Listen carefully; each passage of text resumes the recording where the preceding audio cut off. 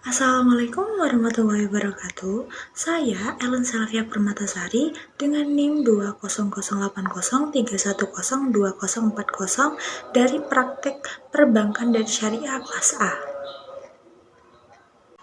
Nah, pada kesempatan kali ini saya akan memberikan video pembelajaran tentang contoh kasus yang terjadi di Bank Syariah di Indonesia. Nah, untuk teman-teman sekalian simak sampai akhir ya. Kira-kira apa aja masalah yang ada di Bank Syariah kali ini dan biasanya sering terjadi di Bank Syariah di Indonesia. Nah, kali ini saya memilih kasus sengketa perbankan syariah untuk dijadikan topik pembahasan pada video pembelajaran kali ini. Mengapa demikian? Dikarenakan kasus mengenai sengketa perbankan syariah sangat sering terjadi akhir-akhir ini. Beberapa di antaranya bisa diselesaikan dengan baik dan juga beberapa lagi tidak. Hal ini dikarenakan rujukan untuk menyelesaikan sengketa masih belum begitu luas.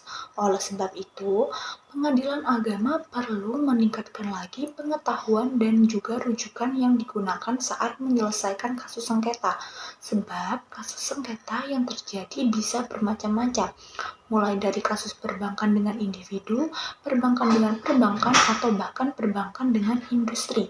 Kasus antara perbankan dan individu menjadi salah satu yang paling banyak dilaporkan. Nah, berikut ini saya akan memberikan contoh singkatnya. Nah, kasus ini itu diambil dari masalah sengketa antara Sugiharto Wijaya umur 50 tahun yang merupakan warga kota Bandung dengan bank swasta syariah ternama.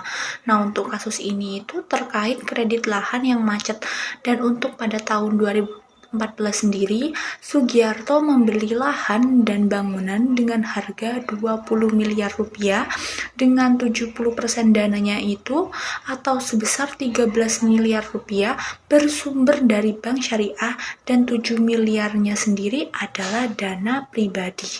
Sisa dananya kemudian dicicil oleh Sugiharto dengan cicilan 136 juta rupiah per bulan. Dana yang sudah dibayarkan adalah 1,3 miliar rupiah. Namun cicilan tersebut mengalami kemacetan dan tidak dibayarkan hingga beberapa waktu.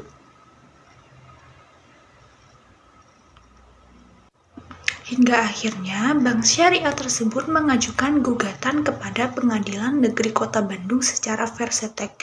Nah, gugatan tersebut itu dimenangkan oleh pihak bank swasta syariah dan menjual tanahnya ke pihak lain. Nah, pada kasus ini, Sugiharto melalui kuasa hukumnya meminta untuk Pengadilan Negeri Bandung agar mencabut putusan bank syariah tersebut. Namun ditolak karena alasan kewenangan. Padahal kuasa hukum sudah memaparkan dasar hukumnya. Lalu kedua belah pihak menjalani proses media mengenai kesepakatan yang hendak diambil sebelum akhirnya menuju persidangan, meski sudah beberapa opsi ditolak oleh bank syariah. Baik, untuk analisa dari sengketa kasus tadi, jadi ada beberapa poin yang perlu diperhatikan dan menjadi nilai minus dalam menangani sengketa perbankan syariah, yaitu mengenai tumpang tindih laporan yang menyebabkan kesulitan pihak tergugat. Adanya tumpang tindih laporan antara pengadilan negeri dan juga pengadilan agama. Untuk pihak bank menggugat melalui pengadilan negeri dan gugatan tersebut tidak dapat dicabut karena kewenangan perekonomian syariah. Dalam perbankan syariah memang tidak dapat terhindar dari sengketa dan masalah lainnya.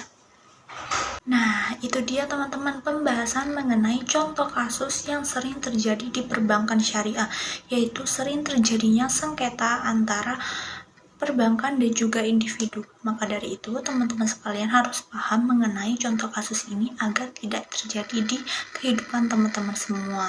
Untuk itu, saya, Ellen Selvia Permatasari, ingin mengucapkan banyak terima kasih kepada teman-teman yang sudah menyimak sampai akhir, dan saya juga memohon maaf kepada teman-teman sekalian apabila dari awal sampai akhir video pembelajaran ini ada salah kata dari saya.